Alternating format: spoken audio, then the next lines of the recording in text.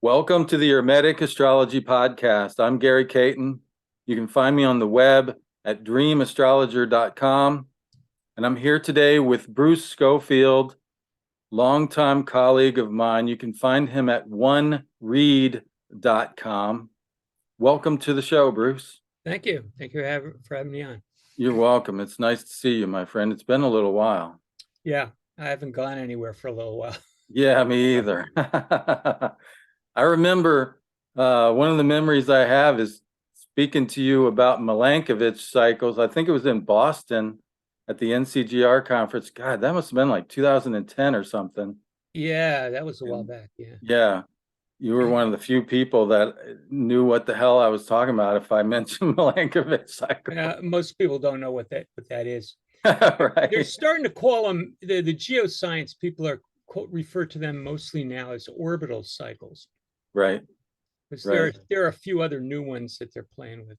Yeah, those have to do with they have correlations that go along with the ice ages, which is really fascinating. They have different orbital characteristics of the Earth vary over time. And we'll talk about that when we get to the climate section. So, full disclosure, I was sent a copy of your book, The Nature of Astrology, History, Philosophy, and the Science of Self-Organizing Systems. I was sent a copy of this by your publisher because I did an interview with another cat, John Michael Greer, who's also part of that same publishing house. And so they sent me a copy. And honestly, it's probably not a book I would have picked up on my own, because I'm like everybody else, I'm incredibly busy. But also, like, I'm always been more of like the astrologer as artist type rather than scientist. And so not naturally but I'm really glad that I did because it's pretty chock full of really, I mean, I've been doing this 30 years and I learned a lot from reading it, which is saying something. And it's chock full of interesting stuff. And I mean, honestly, it just struck me a minute ago, like, besides Michelle Gauquelin, how many actual scientific studies of astrology have been done? Well, not too many because it's too hard to do. Exactly. Yeah. If you don't have units to measure, Right. you can't do some of the best science. I mean, you could do, comparisons and anecdotal things, which is what Qualitative, most blah, blah, astrology blah. people do. Yeah. Right. Right. Hard science is pretty difficult. In fact, a lot of the people that you were referring to, Kepler and so forget about it. It's not doable, right? Like, Yeah, well, psychology has the same problem, that right. it's hard to quantify, a mental illness or That's why a, they're the so-called soft sciences because everything's qualitative and yeah. So, um, they try to do that. They try to put numbers on them. The big difference between psychology and astrology is that psychology has massive funding. And so that they can do these studies, most of which, can't hold a candle to Gauquelin's study, which he did on his own, out of his own pocket, basically. yeah, unfortunately, Gauquelin got a lot of flack for that, and tragically, actually. So yeah, I mean, I think it's remarkable just in that alone that you actually did a scientific study um, using the planet Saturn. And I was going to ask you, like, why Saturn, anyways, man? How did it come about that when you decided to study astro-meteorology and B, that you focused in on Saturn? Okay, well, in the late 1970s, I did a master's degree at Montclair University. Excuse me, Montclair University in New Jersey, Uh-huh. and I um I basically organized. It was through the social sciences department, and which included history and a bunch of things. And I was interested in the history of science, and I had an advisor in the history department that was okay with that. And for what was essentially my master's thesis, I wrote up an account of John Goad's book, Astro-Meteorologica, Okay. or Aphorisms and Discourses on the Bodies Celestial, which was an attempt to study astrology scientifically in the 17th century. So I learned about him. I wrote a paper, and actually some of that paper was published in the NCGR Journal a few years later and appeared in a few other places. But in the 70s. yeah, that's in the 80s it started, but I did all this in Okay. the 70s, late 70s. Got it. Yeah. And Goad was a follower of Kepler. Right. And he in his writing, his book is pretty massive. It's like 700, I don't know, it's over 500 pages. But Wow. he talks about Kepler a lot and where he agrees and where he disagrees with Kepler. So Kepler, I didn't know at that time that Kepler actually studied, did a study of astrometeorology. I knew that he had written almanacs. I didn't know too many details. And then I found out about his book, Tertius Interveniens, which means third party intervening. And it was an untranslated book written by Kepler that untranslated into English, that was all about astrology. It was basically a debate between an astrologer, a doctor, and a skeptic, and that sort of thing. And Reminiscent they're of the way debating Galileo handled the dialogue of what's it, dialogue of two worlds or something. yeah. It said that was a format that was popular at that time. You have a discussion and you write it out. And so I got a hold of, Ken Negus. Do you remember him? Yeah. Okay, he was in New Jersey, and he was a German professor. And very early on, before Montclair, when I was at Rutgers, he started the Rutgers Astrological Society, and I was part of it, and Gary Kristen and a few other people. And Ken Negus would invite people to visit. One time he had Michelle Gauqueland come, gave us a talk, and then we all went out for lunch with him. Oh my goodness. So that was pretty cool. But anyway, so Ken starts translating Tertius Interveniens into English way back, and he comes across this part in it where Kepler says to in the discussion, well, if you really want to know how that astrology works, just look at the sun and Saturn.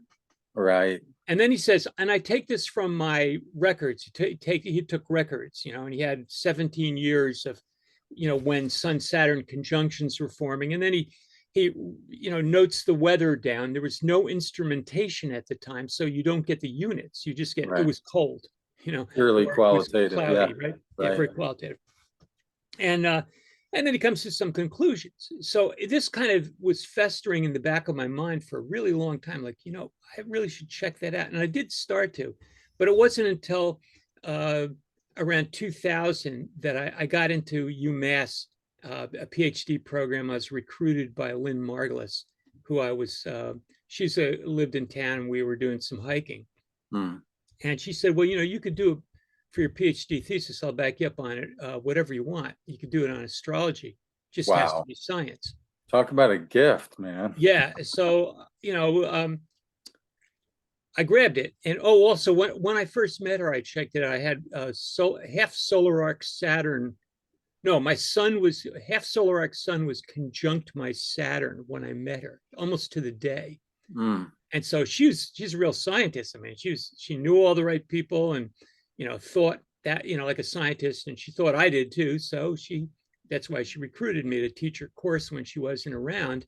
And then meanwhile, I had to get a PhD. So I did that. And what I did essentially was study Sun Saturn aspects and correlations with weather. Now I could get weather data. I could get units.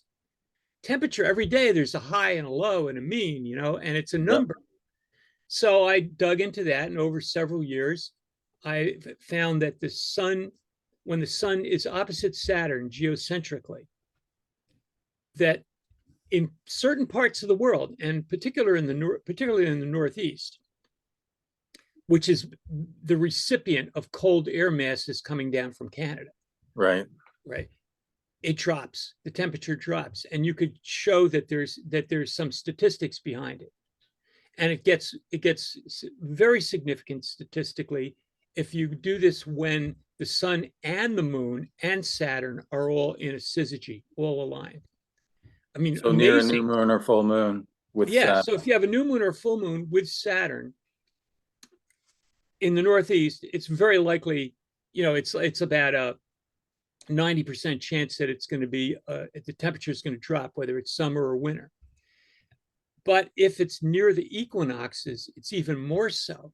The problem is, though, that as you start narrowing the field, you run out of your sample set drops because instrumental recordings only go back. The longest ones are in England and in Prague, and they go back to about 1775, and that's it. And so from 1775 to now, there might be 10 cases where you have a lunation with Saturn within 5 degrees of the equinoxes. And that's Right. not a big sample size. And that's the Right. criticism of my work. Yeah. And that's a typical Saturn problem, right? That's limitation. It is, Having to yeah. deal with. He limits things, like, like, yeah. And Yeah. it's also cold is what I'm measuring. Right. It doesn't work with heat. Right. Right. Yeah. Yeah. So, one of the things that occurred to me is like, I wonder what Saturn's doing in his chart, like, for you to, and I was thinking, oh, I bet he's got like a really dignified Saturn or something, and that's why, Saturn spoke to him or whatever. But as I found out in the pre-recording talk, is that's actually not the case, right? Do you Well, mind sharing? you could say it's accidentally dignified. Right. In It's the conjunct my ascendant in Leo. I had 2 accidents and I got spinal surgeries and the narrowing stenosis, the narrowing of the spinal canal. That's my problem. And you yeah. get weird neurological stuff going on. So you're a Leo rising, right? Yeah. So Yeah. Look, Saturn in Leo. I got no hair. I'm right behind you, man. Yeah. I mean, I have to tilt my head pretty far forward before you see. It's Yeah. all It really, down here. really hit when I was about 50 is when it really started hitting. Yeah. Yeah, so this is very interesting, and this is nice because it brings us back full circle to the beginning of the book where we talk about the circadian rhythm and the cycle of primary motion in astrology, which you're referring to as accidental dignity properly, because that's what we call it in astrology. And this is what Gokhale based his studies on, which was angularity. If a planet is conjunct the ascendant or the midheaven or the descendant or Imam Coeli, that's his angularity, and this has to do with the rotation of the Earth on its axis over a 24-hour period. And so if you having Saturn conjunct the ascendant, that's a type of what we call accidental dignity, whereas Saturn in Leo is considered to be in a sign of debility, essential dignity speaking. Yeah. And that's interesting because, one of the things that really stood out to me, just the title of the first chapter, right? And by the way, we're only going to be able to cover the first third of your book today because there's so much stuff here. So Well, it's like 3 books. It's like 3 books in one. Yeah. Like 3 books in one. So we're going to talk about the first part that's called, part 1 is called From Natural Science to Natural Astrology. And chapter 1 is called Life Internalizes the Sky. And I thought that was such an incredible chapter title because literally the circadian rhythm exists as an internal clock in not just in the earliest organisms, like it's been there from the beginning, and it's pretty much omnipresent in all life forms. Yeah. There's an internal clock that matches the 24-hour rotation of the Earth. Yeah. It's Yeah. like ubiquitous to life. Yeah. One of the points I keep making through the book is, and particularly in that section, is that, if you're looking at things in terms of evolution, Darwinian natural selection evolution, it's obvious that one environment is time itself, are the rhythms, of the planets. The physical environment is what people almost always think about when they're dealing with evolution. It's like geographic isolation. Well, like a river, developed between two mountaintops, and the organisms on each one diverged, and you started getting speciation. Or a plague hit and wiped out all the weak ones, and then the strong ones were able to adapt, and they retained those things, right? But meanwhile, there's alternation of day and night. The moon's going from new to full and back. And then you've got all these other planets going around, all sorts of subtle Part of changes. the environment. Yeah, it's an environment. And exactly how physical it is a big question. But we do know that planetary aspects do disrupt the Earth's magnetic field. Right. And it's quite possible that organisms have evolved a sense of magnetism to the point where they can register very subtle influences, and they use them just as they use the alternations of day and night to build a structure, a scaffolding in a sense, on which all the functions of life can organize themselves. Birds and bees migrate, according to Yeah, magnetic information, right? So, yeah. It's yeah, almost, you're familiar with the philosopher Immanuel Kant. a little bit. Yeah. Well, one of the things that he got into is the idea that, we never really touch the outside world. We just have sensory input, right? Right. But he argued that the mind has these categories, these structures, pre-existing structures Like that are Plato's used to forms. make, yeah, a little bit, yeah. But Okay. the sensory information then gets organized by these structures. He called them Right. a priori, like before experiences. Well, that's very Time and space. fascinating, Bruce, because one of the things, one of the criticisms I have, not of your work, but just in general, is that most people assume that when you say statistics, that they're talking about what's called frequentist approach. That is, you need, 1,000 points of data and it has to show up this many times. There's another approach to statistics, and I found out this from Robert Schmidt, of all people, that's called Bayesian Oh yeah, statistics, and it's about probability curves. And my intuition is that we have, through thousands and millions of years of being hunter-gatherers, we have stored these Bayesian probability curves in our brain. And that sounds like what Kant was talking about, that there's structures already in our brain. yeah, Yeah. yeah. It could be. But if the best way to probably establish a foundation for thinking about this is go back to earliest life, which is prokaryotic, single-celled. Yeah. And these have been studied pretty thoroughly. And what it looks like is that you have structures in most cases, protein manufacturing. You have information coming out of the nucleus, information on how to make a protein, and then the ribosomes make it. And then there's a way of measuring how much is being made and how much is being assimilated and so on. And the senses are inputting information like day and night. Right. And all of that kind of organizes simultaneously, that there's like a co-evolution almost of life and the environment in a way, but it does pull it in, and it does establish its own inner reality. And you could take away, you got these organisms, you could take them out of the environment, put them in a lab, not give them day or night, all day, And they all night, still whatever. respond. You change it around, and they still got this little machine that's running in them that they have taken in the sky and built it inside them. Life internalizes the Yeah. sky. I mean, it's really profound. I mean, to quote from the book on page 33, it says circadian rhythms, and you're quoting from the Cold Springs Harbor meeting in 1960. Frank Brown, Circadian right? rhythms are inherent in and pervade the living system to an extent that they are fundamental features of its organization. Yeah. So it's inherent to life. And so it brings up the idea to me that, Ptolemy said, sorry, not Ptolemy, I'm thinking of Plato. In Timaeus, Plato says, hey, look, you have two basic circles. You have the circle of the same and the circle of the other, right? In Timaeus. And he says the circle of the same takes precedence because sameness is preferable to otherness. And so if we translate this into astrological terms, what he's saying is that primary motion, the diurnal rotation of the Earth, 24-hour circadian rhythm, is primary to zodiacal motion, which is, through the signs.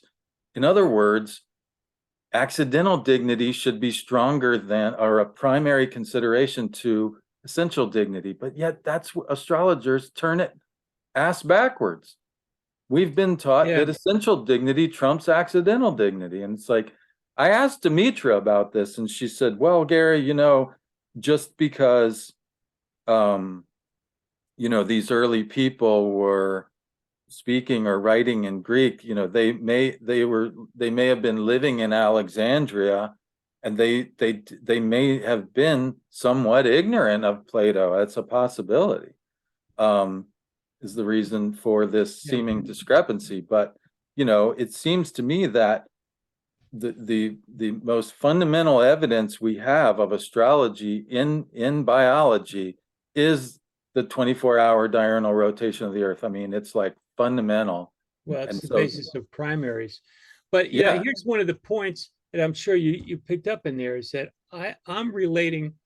I talk in the first chapter a lot about circadian rhythms, and I also talk about photoperiod, right, right? Which is length of day, the cycle of the length of day, which is the year, right? right. And then as I get a little further into that first section of the book, I point out that the circadian rhythm is based on the rotation of the Earth, which is really the diurnal cycle, Right. right? And the houses are what we have in astrology to measure the diurnal cycle. We have just The angles, yeah, compartmentalized the diurnal cycle, but that's what it is, and that goes back to circadian. And then you have photoperiod, which is day of night, length of day relative to, it's the ratio day to night, right? right, And that goes through an annual cycle, and that's basically the zodiac, the tropical zodiac, right? Now, right, in regard to what you just said, in the people that study this, the biologists that study this are called chronobiologists, by the way, right? right, Chronobiologists. They have found that the circadian rhythm itself is primary, and that the photoperiod measurement is built off of that. So that goes back to exactly what you were saying, that you have the primary motion, which is the diurnal cycle, comes before, the yearly cycle. And that's pretty much what Yeah. Goklam found. Goklam Yeah. found that angularity was predictive of, people being, the Mars effect, right? If you have Mars angular, you're going to have the greater chance of being an athlete and so forth. And yeah, I just find that it's really striking, and it brings, and it brings us back to that idea that, from Plato's Timaeus, that the circle of the same is primary. And it seems like the science is agreeing with Plato, and it would be interesting to have a discussion about that, just that, with a bunch of astrologers, like some kind of panel discussion, and figure out, like, how can we fix this? Because we're teaching people really the opposite, that essential dignity is primary and accidental. I mean, think about it. The fact that we call it accidental dignity is kind of a secondary term to essential dignity, right? Yeah. Well, I was early on influenced by Gauquelin and my own experience, and I have always paid a tremendous amount of attention to any angularities going on. Yeah. I mean, that seems to really make a big difference to me. And it was only later I knew about essential dignities because I was reading Ptolemy, and I knew about the terms and whatnot, but I was not that successful in applying them. I kept learning and kept trying, but I always fell back on what you're calling accidental dignity. Yeah, and also the aspects, which is more of a Keplerian, more of a modern kind of approach, is where you went. And it makes sense because, that's yeah, and I wanted to talk a little bit more about that. Like it was interesting to hear the guy that you studied in your master's thesis, let's see. John Goad? Goad, yeah. It was interesting to hear Goad's kind of digs at Kepler, like, well, he was like, well, he just invented these other aspects because he didn't use a wide enough orb. Yeah. And Yeah, and that was it. that was his downfall, because he was living in an age of science where the orbs, so to speak, were getting smaller They're and supposed, tighter and yeah, tighter. they were supposed to be really So tight, yeah, you know. and he was But doing a qualitative thing. The poor guy was born just when they were, thermometers and barometers were just coming he's ahead online, of his so time. to He didn't speak. have the tools he needed to do Yeah, what he wanted to do properly. But you know, Kepler's critique of Ptolemy's method, you know, which Ptolemy's method, you know, for predicting weather is based on, and it kind of goes back. It's interesting because you had to tweak your Saturn data according to the lunations and the equinoxes, right? Well, yeah, that's actually what Ptolemy is doing. His method was to look at the lunation closest to the right. equinox, and then and draw a chart, right? And then we can talk about this more, but the point is that Ptolemy had a method, and Kepler's critique of it was that the tables weren't accurate enough to do it properly. Yeah, Well, here's the thing: we no longer have that problem, it's not our problem anymore. Yeah. right? So somebody really should apply that method at some point. Maybe we can go into that a little more as we get a little further into this. But to go back to, so we have the circadian rhythm omnipresent in life, represented in astrology by the diurnal cycle Diurnal of cycle, primary motion, and then we have the photo period, aka you know, zodiacal motion, right? tropical And zodiac. there was a few, I mean, dude, there's a few things in here that I don't know if you intentionally sort of slow, you know how in the poker they talk about slow playing Yeah, your hand, but I mean, I was kind of blown away. Um, you know, the seasonality, the evidence for seasonality that you mentioned, I think it's on page 22 in the first chapter. Okay. seasonal biology. Yeah. Yeah, they're doing that. Right? This is They're noticing it. scientific as evidence for Yeah, seasonal changes in humans. Okay, so humans display individual differences that are linked to the part of the year they were born in. yeah, That's astrology. of course. This is It, science. Okay, so it's seasonal biology. It's a cool seasonal name, biology, and they right? got the funding. Okay, so now I want to talk about, do you mind getting Virgo on this a little bit? Because I want to No, talk about a few of these. Okay, so findings include a negative correlation between females with a novelty-seeking personality and births in winter. So let's break that down. Novelty-seeking personality means that they're not. uh, They have a high tolerance for risk. That would be part of it. okay, all right. So now this is a negative correlation. So if you're born in the winter, you would have less of a tolerance for risk. If you're born outside of the winter, you would have more of a tolerance for risk. Yeah. Is that what they're So, saying? it's like Capricorn. It's All right. Well, low who's the most tolerance for risk risk. intolerant sign? The Capricorn. They're like, no, no, no. We're gonna do everything by the book, steady Eddie, right? Yeah. I mean, that like it's like duh. Now this one is interesting. Higher reward dependence for men born during autumn. Reward dependence. What does that mean? I think that's acknowledgement by other people. Okay. So that would Okay. be like Reward kind of dependence. Libran, where like, oh yeah, Thanks. you Of like course, me. Libras are dependent on Yeah. rewards from other people. Like, dude, this is okay. Now, this is interesting. Higher frequency of bipolar depression and schizophrenia for people in general born in winter. Yeah. Why do we not hear about this? Well, I think that these kinds of studies don't happen very often, and because they don't get funded, because there doesn't seem to be a need for them. They're not urgent. But think about it, man. I mean, just in terms of basic temperament Yeah. theory, right? Yeah. Cold, right? Yeah. Melancholic temperament is cold. That's part of it. They're not, it's like slow and not, it's not. And so, you know, it's like Saturn, Yeah. melancholy, like they're born in the winter, like they're Well, at more, least in the northern hemisphere, right, right. if we had a lot of funding and a lot of people willing to do it, we could go down to New Zealand and Australia, and we could do a study there and see if the same thing That's happens. kind of what I'm getting at is like we have the foundation Yeah. to justify doing these studies. There's already results, and we could piggyback on these. And I mean, you know, I mean, this is even further interesting. strong correlations between cyclothymic, which basically means manic behavior, and summer births. Yeah. So think about this for a second. What is manic behavior? It's very active. They're hyperactive, right? Like Leo. Right? The sun is at the highest point of the photo period, it's the highest activity, it's the warmest time of year, and you get people who tend more towards manic behavior. Yeah. Like, duh, it's the same. It's Gemini, Cancer, Leo, that spread there. right. Yeah. Depressive temperament and winter births correlate. Again, duh.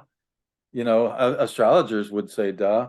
Hyperthymic, meaning upbeat, correlates with spring and autumn births. Well, think about that. It's the most beautiful time of year. The weather's gorgeous. Of course, you're going to be upbeat. You're going to feel good because it's beautiful outside, and you're happy. You're happy about that, right? Now, this is interesting. A negative correlation between irritable temperament and winter births. Now, think about this for a second, because we basically just went through like a 2 or 3 year extended winter in some senses, right? Because we were forced to stay inside. Yeah. And so everybody got a lesson in this. If you're irritable and you're forced to stay inside with other people, that doesn't turn out very well. No. Right? And so, of course, winter births would tend to be less irritable, because like you can't be irritable when you got to be stuck inside with people. Yeah. Yeah, I mean, I'm sure all of this depends on where the study was done, what population was used, there's all that, it's not but going to be the same in the tropics, but I don't know that people are aware that these studies exist, Bruce. I mean, we already have, basically is what I'm saying, is we already have a very strong foundation of studies that basically prove astrology. Well, they point out that something's going on there.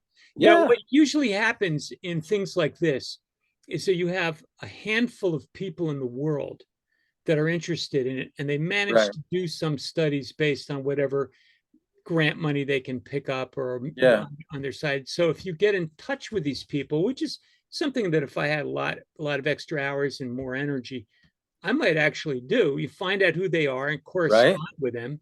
Right. Maybe something will go on. I've been, trying to do that with a meteorologist, and with some success. So it's, it's out. These things are out there, but they're just not big. They don't get the attention, and they don't get the funding. But yeah, you're right. This is evidence that something's going on, and certainly it's a good case for the tropical zodiac. Absolutely. At least it seems to be. I mean, they haven't focused. They haven't, refined it enough to the point where they're talking about actual date boundaries. Right. The zodiac does. But anyway, it probably has a lot to do with light. You know what I'm saying? And that is the fundamental basis for the photo period, aka tropical zodiac, So yeah, I just wanted to point out that. And again, generally these findings, the scientists consider these findings secondary to the circadian, right? So the circle of the other, as Plato called it, the circle of the other, which is the zodiac, secondary to the circle of the same, the circle of diurnal motion. Now there's another little Virgo in detail that I want to get into. So we have the daily cycle, right? Primary motion, diurnal rotation of the earth reflected by the angles and the houses in astrology. We have zodiacal motion, the yearly photo period is what the scientists call it, the zodiac, tropical zodiac. And then of course we have the lunar cycle. Yeah. These are 3 basic cycles of astrology. And the lunar cycle is definitively linked to weather, without a doubt. Like, everybody knows that it's linked to the tides. Yeah. And people go, oh, well, it's linked to the tides, but not much more. Well, no, it's definitively linked to the weather. Well, there are a lot of studies on that now. Yeah.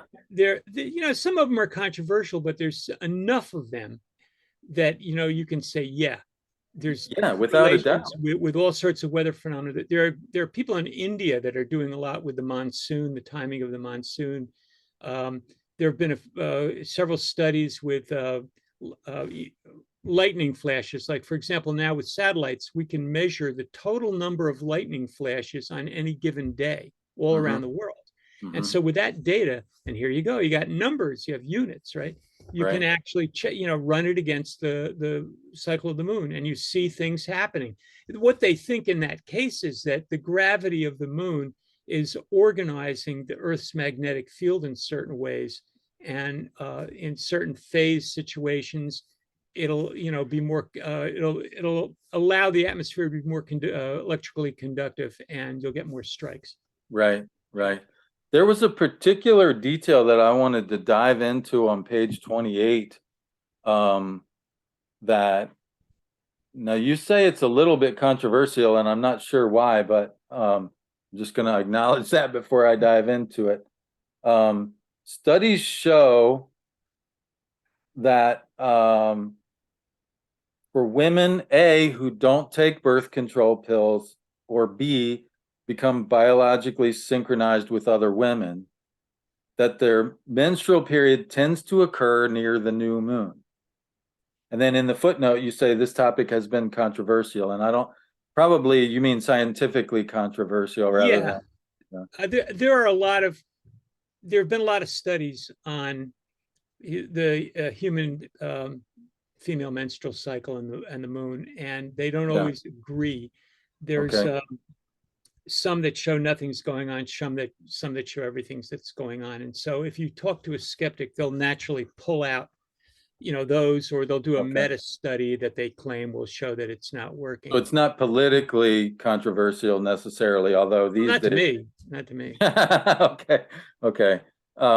So I wanted to like in terms of like evolutionary biology for a second, what would be the evolutionary advantage of a woman having her period at the new moon, like in other words, when it's super dark?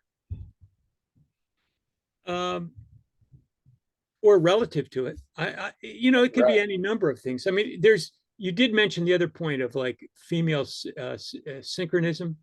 Yes. I mean, Yeah. So that could be important in an early society. That could coordinate the women's activities in a certain way. That may have some selective advantage. I don't know, but in right. terms of actual correlation to the moon, it might be, if it was the new moon, it might be easier to be isolated. Right. I Well, I don't know was what the also answer to it thinking is. in terms of like, so I mean, correct me if I'm wrong because I'm a man and I only have a rough idea of these things, but actual ovulation occurs sometime before menstruation, That's right. right? So women are most fertile, I think it's like the week before actual menstruation, right? Yeah, Something like that. Okay, roughly. so forgive me, ladies, if I'm getting it a little bit wrong, but I'm just approximating my general knowledge of this. And so the other thing I was thinking is like, back in the day, right, before electric lights, if sex is occurring, it can get noisy, right? And they like that might be a way of getting your ass killed if if it's light outside and you hear a noise and you look and you see, that might be an alert to either predators or warring tribes or whatever right? But if it's Yeah. dark, it would be safer to be engaged in sexual activity at night out in the open when it's dark rather than during a light noon. That was Yeah, the I first mean, thing. I think in general you're onto something, and I don't know what the answer to it is. Yeah, I think it's a fascinating question. it is. I We mean, could look at the other apes, and they have similar, right? similar. Well, I can't recall it right now, but they don't have the same kind of constant sexual availability that human females do. They actually Right. have an estrus period, and so Yearly? there. Yeah, I'm pretty sure. Oh, okay. It's been a long time since I've looked at this, but Okay. um, I think that we have to consider the fact that estrus gives away information very Right. obviously, right? Right. And estrus in a another type of ape, other than human ape, will show with usually full breasts, right? Okay. but human females are able to maintain that all through the year. And Right. that has been argued by some sociobiologists to be like part of an arms war between women and men and sexuality. And there's a great book on this. It's what's it called? It's by Lynn Margulis, a woman I worked for, and her son Dorian Sagan. It's called. It's named after the Elvis Costello tune. It'll pop in my mind. You know, you get Okay. old. Wow. So an arms war, how? Like Mystery Dance, Mystery Dance. mystery You know that dance? tune, Elvis Costello? No, I'm not a Welcome great back to fan of Mystery Dance. Elvis Yeah, it's a good Costello. one. Okay. So what's the arms war? What's that about? Well, you know, the evolution of sexuality with humans goes back and forth. I mean, you know, neither sex wants to be in a terribly, particularly vulnerable position. Right. So certain things have, certain physical traits that we have and are argued in this book and in others as well. I just happen to know this one. I happen to Yeah. have a copy of it. To be To have responsive yeah, for some kind of dominance or something. yeah, yeah, Ah, yeah. And you interesting. could see differences with, the mating behaviors of chimpanzees and gorillas are very different than that of humans, and that affects the nature of the male genitalia. So Right. there are all those differences. Yeah, I think if we're going to understand this business with human females in the moon, we have to start by going back to the other apes and get some reference points. It's not going to be the same, but it might give us some clues. Then we could see where this happened and Like where it came from yeah, and so forth. Yeah. how it Yeah. evolved. I just wanted to point that out because I thought it was fascinating and I thought a lot of women might be. So the authors of that study appear to be Koukkari and Yeah, Southern, 2006. That's the reference that you yeah. give in the footnote. So if any of you ladies are interested in finding out more about that, I thought it was fascinating that it was the new moon. That tends to be that. But yeah, getting back to the weather, it was like basically that was one of Gode's big things, right? He was like, he thought that the lunations increased moisture. Well, one phase, he was actually shocked and considered it a major discovery that there was more rain at the first, in terms of the lunation cycles, beginning with the new moon, that Yeah. there was more rain at the first sextile and the second trine. In other words, a little while after the syzygy. Yeah, about 5 Right. days after. Yeah, Yeah. Yeah. So he expected it at the syzygy itself, yeah, yep. but found it at the times a few days after. And Yeah. this has been reaffirmed by modern science. Well, by Bradley, Yeah. Donald Bradley, who when he was wearing his astrologer hat, was Right. known as Garth Allen. But he published in Science, Journal of Science, which is like top, the high end of science journals, right? Yeah. That, along with Nature, from England. But Right. he did these studies and showed that he took rainfall, and what he did is he took out of his database, he took just minor rainfalls. Just he took them out, so he had only major rainfall, and he graphed them over 40 years or different batches, data that he used, and he graphed them against the lunar cycle, and I he don't know if found that that there was shows up at all. There's a graph in the book. not Yeah. too well, Not not too showing well. up. Yeah. Yeah. But he found that there was the greater rainfalls tended to congregate about 4 or 5 days after the syzygy, which is pretty which much is what Goad exactly the found. But same he thing never with Gold. mentioned, he never mentioned Goad, as far as I could tell. Maybe he didn't know, or maybe didn't. I don't know. Yeah, it's interesting, but These science articles are pretty bare bones too. I mean, yeah. these are not long. They're And he just, they get right probably, to the point. if he had changed his name, right, he's like basically a closet astrologer at this Yeah, point. yeah, Right. So he probably doesn't want to mention Goad because that's gonna like out him as an astrologer as It well. might. Yeah, you got to watch that. As soon as you say you're an astrologer, Uh, the laugh track starts rolling. right. And it's like, and that's the thing, one of the other things that this is kind of jumping out of place, jumping around a little bit, but when we mentioned the Milankovitch cycles earlier, and what these are is there's a cycle that has to do with the elliptic, the amount of, if it's even a word, ellipticity in the That's Earth's the word. orbit Yeah. changes over Yeah. time, Yeah. right? Yeah. And then there's the obliquity, which is the Yep. angle of the Earth tilted towards the sun, Yeah. and then Tilted the Earth's axis.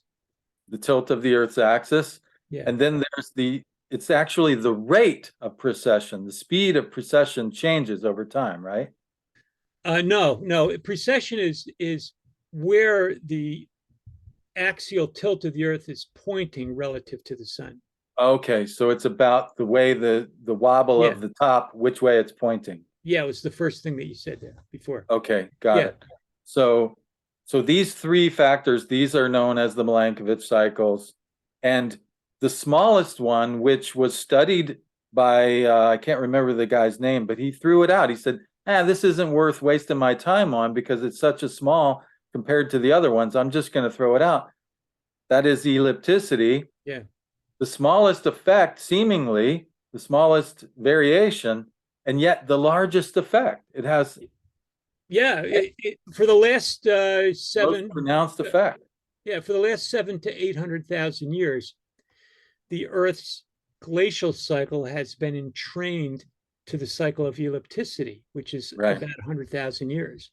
Yeah. And like you're right, that is the weakest of the three Milankovitch cycles. By far the weakest.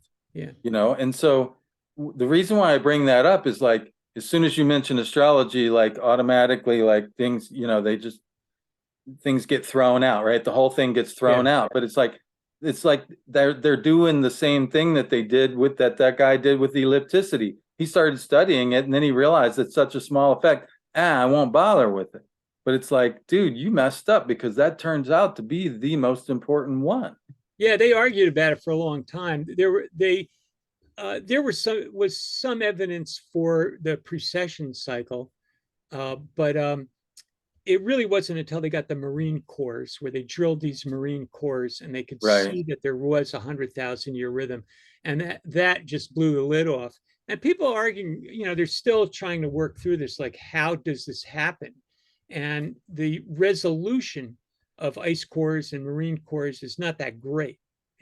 Sometimes if you have century resolution, that's considered good. Some of the ice cores can get down to decade resolution, but it's really hard to, maybe in some cases even annual, but it's really hard to get that close.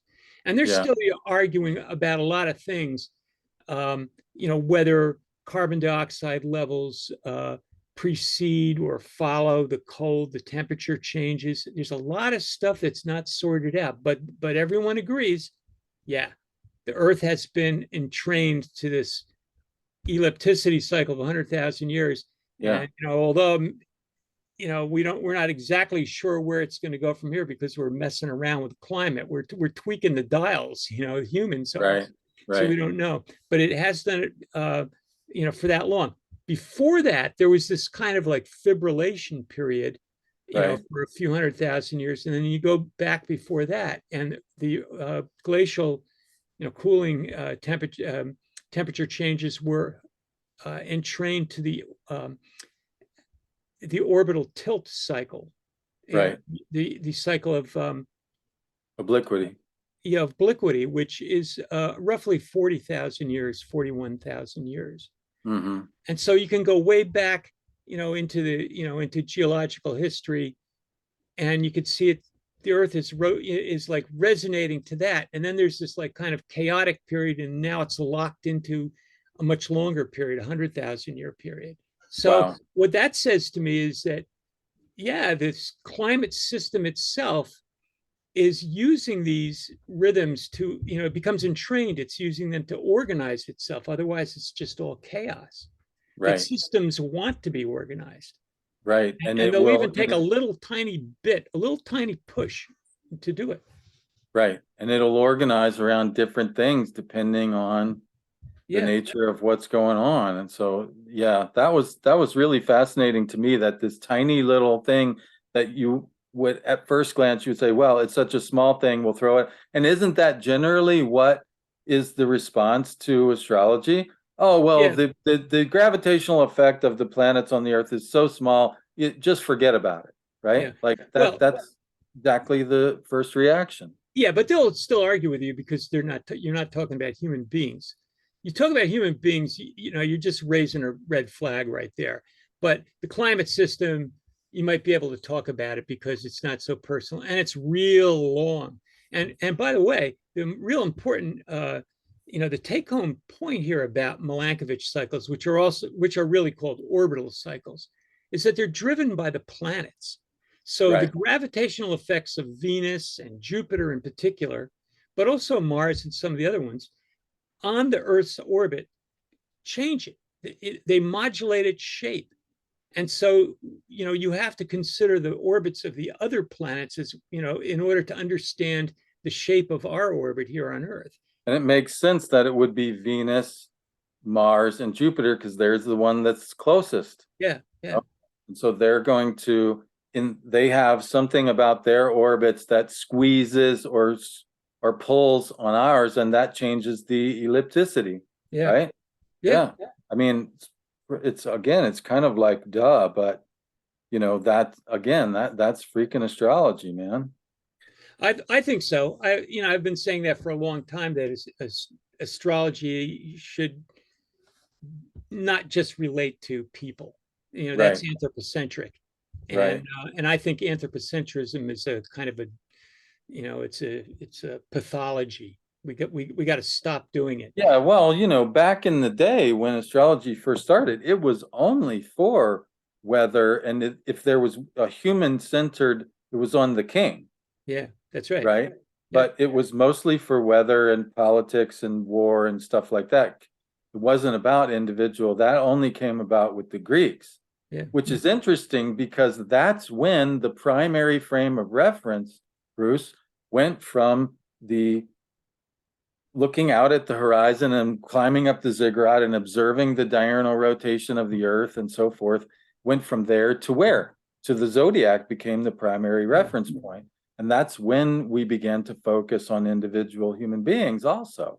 So it's that's good to see interesting that way. how the shift in our reference point correlated with a shift in the focus for astrology as well. Yeah, something was definitely going on in the fourth, fifth, and sixth centuries BC. There was something all over the world. There were things that were changing around then. It probably had to do with climate, forcing people to do something different, and then consequently changing their thinking about things. But I'm not sure about it. It's some area I'd like to look into a little more at some point. Yeah, I mean, there's some people, I don't know if you've ever heard of this. I can't remember the guy's name, but the book or the essay is called Forest versus Desert, where there's this sort of, there's this sort of desertification of areas that were previously forest, and that's the source for the, biblical myth of the fall from Eden and so forth and Oh yeah, whatnot. So to get back to the book, chapter 3, by the way, I mean, all of this stuff that we've been talking about, if it sounds kind of technical and maybe is not your thing, chapter 3, the history of natural astrology is like worth the price of admission alone, because this is one of the places where, and like I said, I've been doing this like 30 years, and even I learned quite a bit. Chapter 3 is just like a broad history of astrology, and it's really interesting. One of the things that you point out, which I think is something that probably people take for granted, is that the basic meanings of the planets have been the same since ancient Mesopotamia. yeah. That I think is a really important point. They haven't changed. Yeah. They meant what they meant back then. They meant the same things to the Greeks. They mean the same things to us now. Yeah, That part has with a not little changed. adjustment due to changes in culture, but Of essentially the course. same. Yeah. Essentially the same, yeah. And it's interesting because the guy that I did the previous book interview with, John Michael Greer, in his book, The Twilight of Pluto, he says that the names for the planets, the Sumerian names for the 5 visible planets, are not in the Sumerian language. I don't know if you're familiar with that or have anything to say about that, but No, I so don't know. so I guess what I'm saying is it's possible that this has been going on even longer than we realize because the Sumerians apparently got it from someone else. We just know about it from the Sumerians because they're the one that scratched it into tablets, right? Um, but the other thing that I think that Greer says, which is really interesting, not only have the names for the planets stayed the same, but essentially you can look at the planets as the building blocks of civilization, what we call civilization, right? I mean, Mercury is your writing, you know, Yeah. basic function of civilization. Saturn is agriculture, Mars is warfare, Jupiter is religion, Venus arts and crafts. I mean, there's your basic 5 building blocks of civilization as we know it. And that's been, the same for millennia, which is pretty remarkable because I would guess that there's not a lot of systems that and think about it. I mean, we're talking across, you know, Mesopotamian cultures, Egyptian cultures, Greek cultures, Persian cultures, back to Europe, all across all of these various where things can change incredibly, and they have, but the basic fundamental blocks have stayed the same. That's pretty remarkable. Yeah, the big question that I was asking myself about 30 or 40 years ago is, okay, that seems to be the case, but what happened in ancient Mesoamerica, which had its own indigenous astrology, Right. Yeah. very different from, Very different, as I you mean, know, because you've written like 3 books on it. yeah, and the answer I'm still looking into it is that they picked up on a lot of things that were similar, but expressed in ways that camouflage the similarities. Like for Well, example, one big difference, of course, is their southern hemisphere, right? no, No, no, they're Central America. yeah, yeah, Okay, yeah. They're so near the Tropic of Cancer, but okay, so yeah, they're in the tropics, and well, Mexico. A lot of Mexico is the same latitude as Florida. okay, Yeah, okay. but But some of those civilizations were down into South America, yes? yeah, yeah, the Peruvian Right. civilizations. They were a little different, and they didn't really have the same kind of development with The Aztecs? astrological development as Mesoamerica did. I mean, the ancient Okay. Mesoamericans they were erecting these structures, stelae they call them, Yeah. stela markers, and they would designate an event like a coronation or a war or something like that, and it would give the moon, how far along it was in the synodic cycle, and they would say something about the sun, and they would say something maybe about Venus. They would have that information there. Then they would have it all linked to their calendar counting systems. And it was like some of the early horoscopes or charts that you would see from Mesopotamian Greece, where there's a Right. listing of 5 planets and horoscope, which is the ascendant, and that Right. was considered the chart, right? Right. So that Right. you saw the same thing there, but the question to me is, well, did they interpret like just take Venus? Like was it like Venus in Mesopotamia? And this is actually a question. I teach an astronomy course for Kepler colleges, and this is one of my questions for 1 week is, what are they, compare and contrast. But it is interesting that Venus in Mesoamerica was Quetzalcoatl. Quetzalcoatl had a lot to do with the sustaining of culture and Mhm. how the sustaining of culture required the control of sex, Ah, right? interesting. Yeah, and there's a So, lot of interesting correlations with the synodic cycle of Venus and and when you what say the controlling of sex, you mean controlling who's having sex with who rather than the yeah, actual controlling of that's who. right. Because if you have, if you have sex within, like a marriage, that Sanctified. stabilizes the society, right? Right. That's Right. why the most conservative elements at our time now, at present, are, they go crazy when sex comes up in the form of extramarital affairs, Right. abortion, sex changes, Yeah, there homosexuality, all that I stuff could makes go them on go a crazy. really big segue about this because I did a lot of research into the Venus-Mars cycle. And there's basically a 300-year epoch in the Venus-Mars cycle. For 200 years, it's extremely regular. 1, 2, 3, 4, 5, 1, 2, 3, 4, 5. Every fifth conjunction, Venus is retrograde. And then for 100 years, it kind of goes haywire. And you can guess which one of those two we Yeah, find ourselves in. yeah, yeah, It's the haywire one. And things have, I mean, just in my lifetime, things have changed really, really radically with yeah, regard to sexuality. And well, now you can't even use the word sexuality. It's gender and this and that and yeah. Right. whatever. So, Yeah, but uh, the thing is that Venus, for the Mesoamericans, had a lot to do with the connection between sexuality and culture. And right, of course, our culture, we've gone international. In the last 100 years, the world has gone international. People are all over.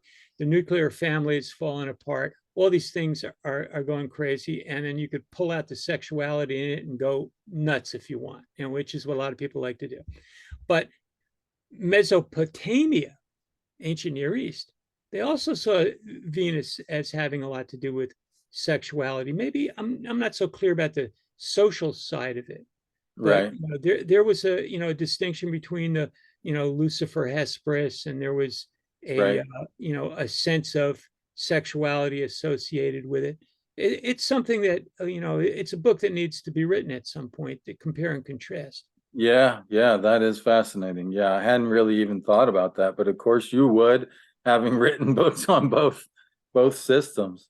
Um, One of the things that I thought was really interesting that you go into at some length, and I'm probably going to be a little bit contrarian about, um, is the idea of the Stoics, and I'm really glad that you brought up the idea of cosmic sympathy.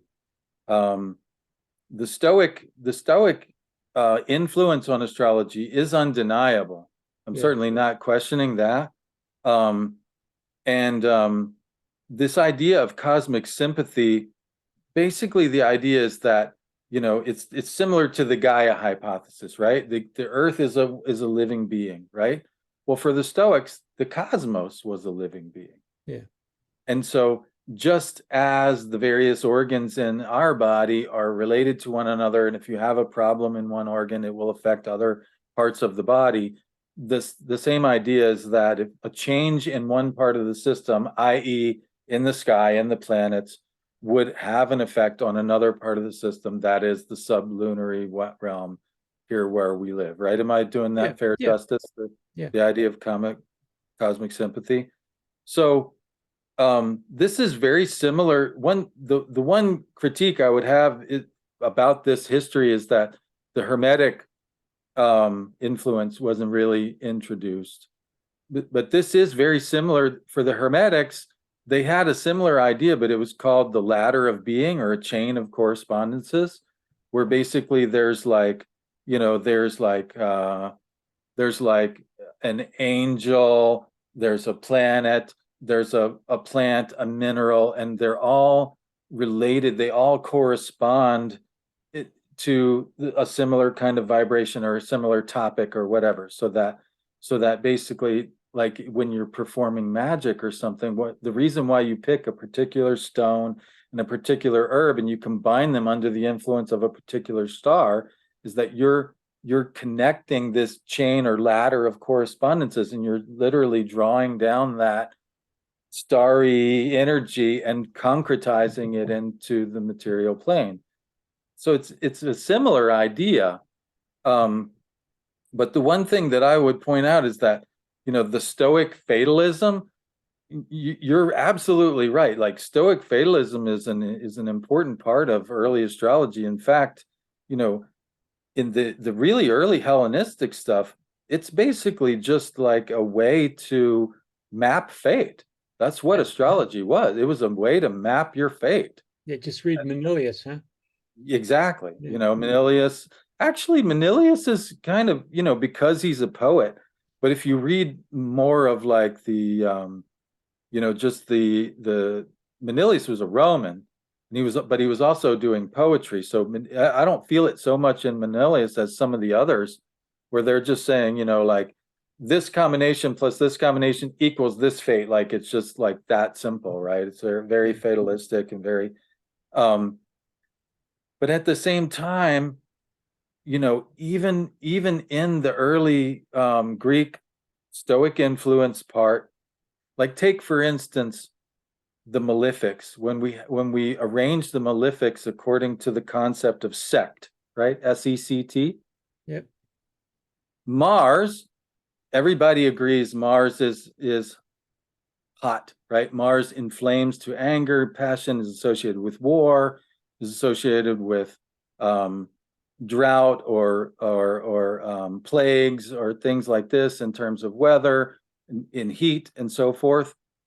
And yet, when we assign Mars to a sect, what do? He goes with the night sect, with the nocturnal sect. Right. Why? Because it kind of chills him out. Now, in terms of pure stoicism, if we're going to just accept our fate, we're going to say Mars is hot and he does what he does, and we're just going to, so we would put him with the diurnal sect then, not with the nocturnal sect, if we were just accepting him how he is. I guess my point is that there's magical tweaking. That's magic. They're trying to change the fate. They're not just accepting fate there. They're putting Mars in a place where he's going to be less likely to muck things up. You know what I'm Yeah. saying? I That's not think stoic. well, I think you're into some details. I addressed this to some extent in the second part of the book, Okay. Haven't right? got there yet. Yeah, I talk about that. I got a little alchemy and Okay, cool, Neoplatonism. cool. The second part is mostly history and philosophy and sociology. Right. So that's the downfall of astrology. Yeah, but it's got a lot Right. of other things in there because the Okay. downfall depends on thought systems and ideology and all that, Right. and Okay. religious ideas. So yeah, I mean, but the business with the Stoics is of great interest to me. Now, of course, Stoicism started about 300 BCE, right? Yeah. So it started early, and not long after that, we're talking about a generation or something like that at the most. Astrology is coming in, from Alexander had a few two decades before the Stoics. Alexander had conquered the world, and then he died. Right. Then Zeno established Stoicism around 300, and then The earliest of the Hermetica were also being written right about this time. yeah, and then you had Barosius Technical Hermetica. translating a lot of the bringing a lot of the Mesopotamian astrology into the Greeks, and then Alexandria becoming like kind of an intellectual center. And this is where a lot of stuff was converging. And it's out of that Hermeticism, among other things, comes. Yeah, Which from I do Hermeticism have, really is like the Egyptian influence, yeah, and then the Stoic is more the pure Greek influence. And yeah. so, yeah, So one of my yeah. study questions, which I sort of answer in the book, but I've gone into it in more detail in an article I wrote a while back. It'll appear in the next NCGR publication. It's called Causal Determinism in Stoic Causal Determinism and Astrology, right? Mm. That's the title of it. And so Mm-hmm. what I'm arguing is that the astrologers, I mean, the earliest we have really are the Roman ones that wrote, Manilius and Vettius Valens and Ptolemy and Firmicus and, a few others. So you see Valens as Roman? Well, Valens traveled around. It's part of Hellenistic. It's the Okay. Hellenistic period. Okay. I Yeah. think he was Fair born enough. in Greece, wasn't he? I I don't know. think I think of Valens more as Greek, whereas I think of a lot of people see Manilius as an outsider because he was Roman, A, and B, because he had some interesting ideas that the other people were kind of all talking about the same stuff and kind of in agreement. And Manilius had a few ideas that were outliers. Yeah. Well, anyway, by say roughly, the last part of the Roman Republic, you had a kind of organized cultural area in the Eastern Mediterranean. And right, so the ideas were flowing around, they were bouncing all over. Ptolemy right, was working out of Egypt, right. but all of them seem to have a very strong sense of determinism. And they, in their astrology. So my question was this influenced by Stoicism, or did they influence Stoicism? What's the connection? I don't have a clear answer because all the important writings of the most important Stoics are gone. The most important Stoic was Chrysippus, and he was the third in the lineage after Zeno.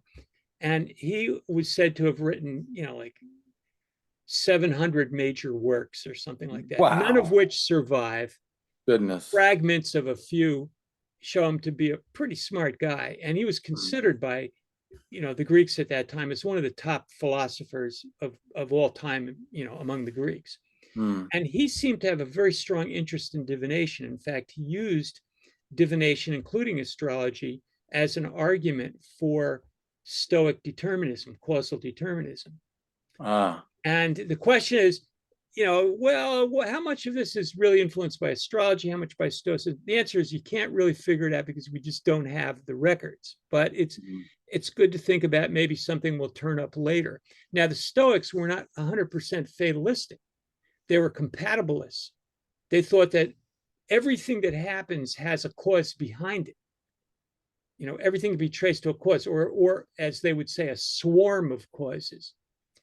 But human beings do have this framework within their awareness of the causal chain to make the right call, the right judgments.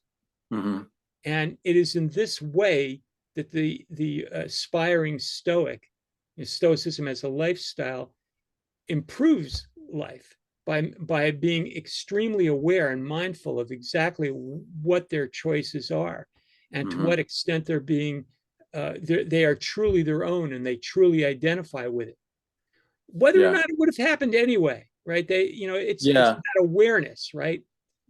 Whereas the astrologers are saying that you're born under Saturn, you're going to break your back. Right. Right.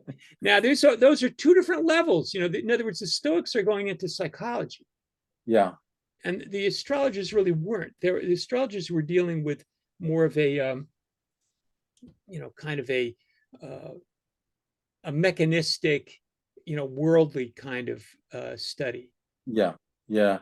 It's interesting too. Like, I wonder how much of that influence had to do with the amount of social mobility that was available at the time. Good point. Yeah, I mean that's why Hindu astrology is the way it is, because they have a caste system, or they had a caste system. There's not a lot of social mobility. Whereas it seems to me like in Hermetics, it's the idea of mobility is more pronounced, and of course it would be because Hermes is really the god of upward mobility. I mean, Hermes was born in a cave and weaseled his way into Mount Olympus. You know what I'm saying? I mean, and so he kind of is the god of social mobility. So I can kind of see these two as like competing or balancing, like the Hermetic and the Stoic, like, and depending on like which side of things your personal philosophy lies on or what. But I guess I just wanted to point out that it seems like they're kind of competing or balancing influences to some degree. Well, don't underestimate Stoicism. I mean, it was like it kind of became the main philosophy of the Roman Empire for a long time. Yeah, and it makes sense for the Romans, because the Romans, I mean, what did they, they wanted that because that would keep everyone in. I mean, they were a military empire, and military requires, adherence to the rules and to order. I mean, you can't, And when that started to break down, that's when the Roman Empire started to fragment and fall apart. Well, I mean, certainly that part of it is compatible with the Roman cultural mentality, or Yeah. national personality. But the way Stoicism got its way in was that they had called from Greece for, there were people, academics, Platonists and Aristotelians and Epicureans and Stoics. They all went to Rome, and they gave talks, and they, provided information and judgments to the Roman Senate. And it turned out that the Stoics did a better job of it. And they were encouraged, and more of them went to Rome, and eventually, you wound up having a Roman emperor being, one of the great Stoics of all time. Yeah. You talking about Marcus Aurelius, or? Yeah. And Yeah. also, Stoicism provided so much rationale to Christianity. Christianity would be, would just lose a lot of its substance if it wasn't for the appropriation of Stoic ideas. Yeah, that's an interesting point. And so I have a question for you regarding that. Like wait, what do you call it? Apologetics as a Yeah. genre? Yeah. Apologetics is an important part of Christian thought, like, like justifying their theories and dogma and stuff to the church, right? Would you consider yourself and or this book an astrological apology, an apologist for astrology? Oh, I see it more of an argument. I mean, what I'm saying in the book is that, some of these big shots that go out in public and say astrology is nonsense, Right, are full of it. right, They are hypocrites, and they're ignorant. And I think, and it's a shame, because some of these people do a lot of good things, like take Bill Nye the Science Guy or Neil deGrasse Tyson. right. They're doing a lot of good in promoting science and critical thinking, but they don't know what they're talking about when it comes to astrology. And so I'm basically saying that I'm not apologizing. I'm just saying, hey, you're off base, and here's why. Fair enough. I'm starting the fight as far as I'm concerned.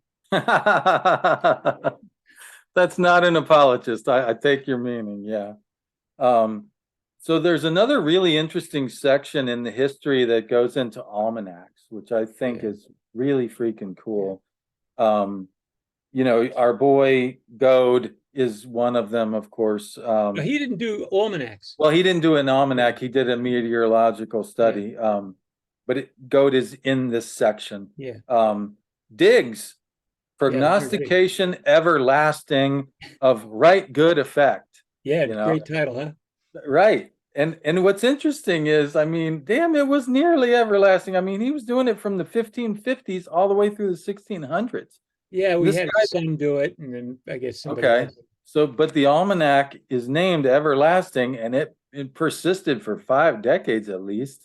That's pretty interesting. Well, one of the amazing things about that, and it says a lot about English culture of the time, is that book, it gives you an ephemeris. It shows you where the planets are going to be. And then it has the delineations for the planetary aspects. And so what you're expected to do, and the delineations for the planetary aspects were printed over and over again every year. They didn't change. Right. So you're expected to look at the ephemeris, and there was an aspectarian, and look at the day you were in question, and it would have Sun square to Saturn. And then you would look up Sun square to Saturn, and it would say a cold day, cloudy. And then he has instructions that, well, if there's multiple aspects, then you have to combine them and all this. And yet he was selling a lot of almanacs. So the people at that time were able to do these computations by themselves. Today, the most we could expect out of most people is just to read an, quote unquote horoscope paragraph, right? Well, Bruce, that's interesting. I would say that 10 years ago, that might be true. But I got to tell you, I mean, it's amazing, man. I don't know if you've been on Twitter at all, but I mean, there's a whole lot of different today. Yeah. There's a whole lot of kids who just started doing astrology during the pandemic. Yeah. They're it's pretty, changing. they're pretty literate already. Yeah. Yeah. I mean, it's astounding the speed with which they're picking it up. And so I don't know, man. Maybe I agree with you. That's a really interesting point. Like they were astrologically literate. His audience was Yeah. clearly astrologically literate. He couldn't have sold that many without that. And so it points to like the high knowledge of astrology in the general public, which you pointed out, but just the fact that there was a lot of literacy period at that time. I mean, think about how many books would the average person have owned back then? I mean, they would have had a Bible, they might have had an almanac, and like, I don't know, you know? And so this was like one of the primary tools that they had to remain literate.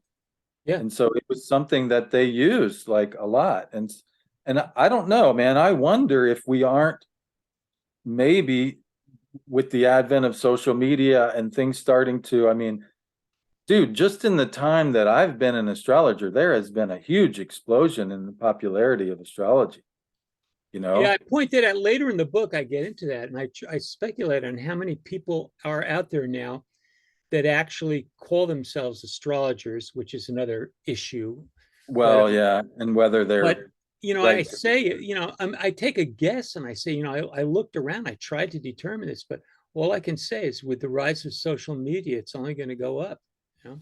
It's already going up a lot. And so, it would be really fascinating if we could enter a time, something like that of, 1600s in London where there was a fairly literate populace and see like what happens from there, because you've got the other thing we've got now is the influence of AI where, you can program these artificial intelligence to do certain things. And I actually think that's kind of exciting because if you've ever, well, as you have, I mean, a lot of this, for instance, you talk about in the history section, Abu Masar and the Persian and then Masha Allah and these guys who were looking at the Jupiter Saturn cycle, right?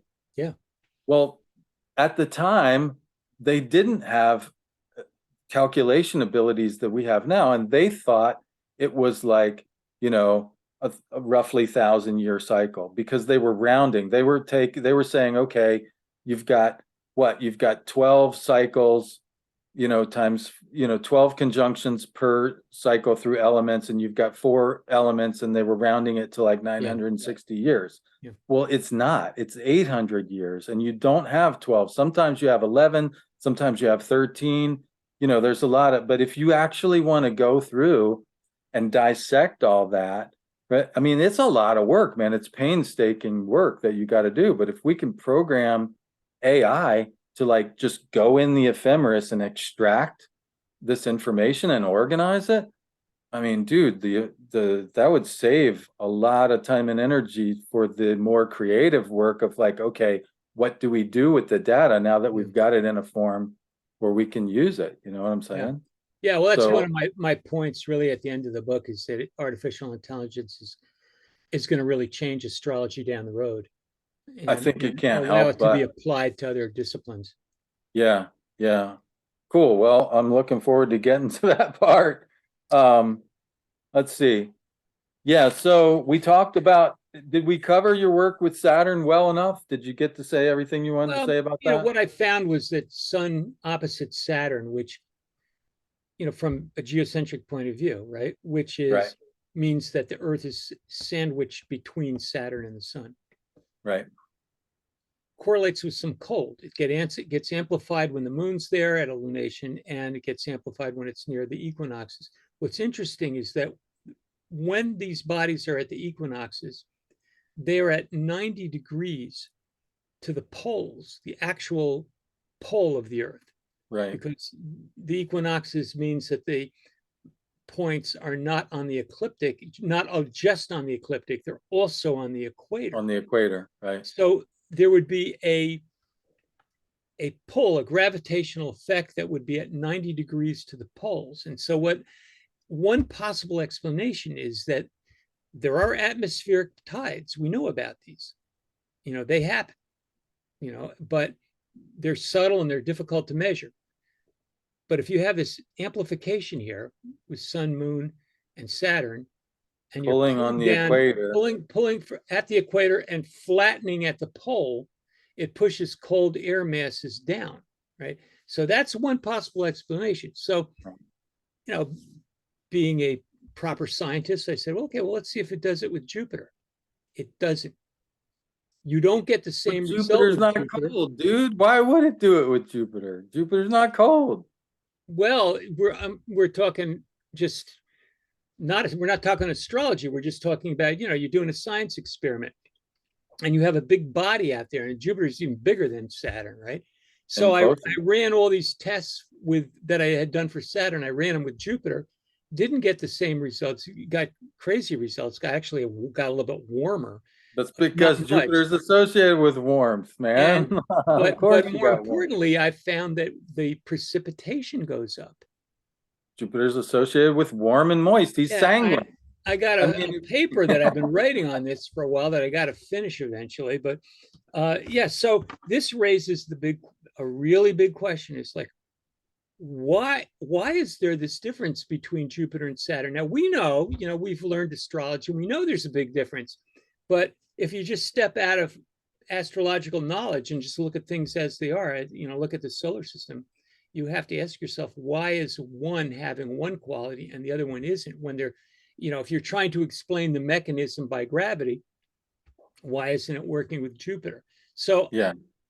from an experimenter's point of view, this is an ongoing study, that someday I want to get back to. I'm doing some other things right now, but I want to get back to it. I did some check out Mars and temperature, and found that when Mars crosses the vernal equinox, there is a slight rise in temperature.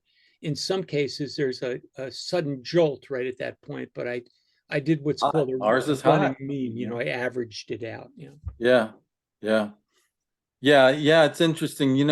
That's the thing is like this search for a mechanism or the need to mechanistically explain everything. I mean, that's just something that I could never, and I'm not sure like if we'll ever have that.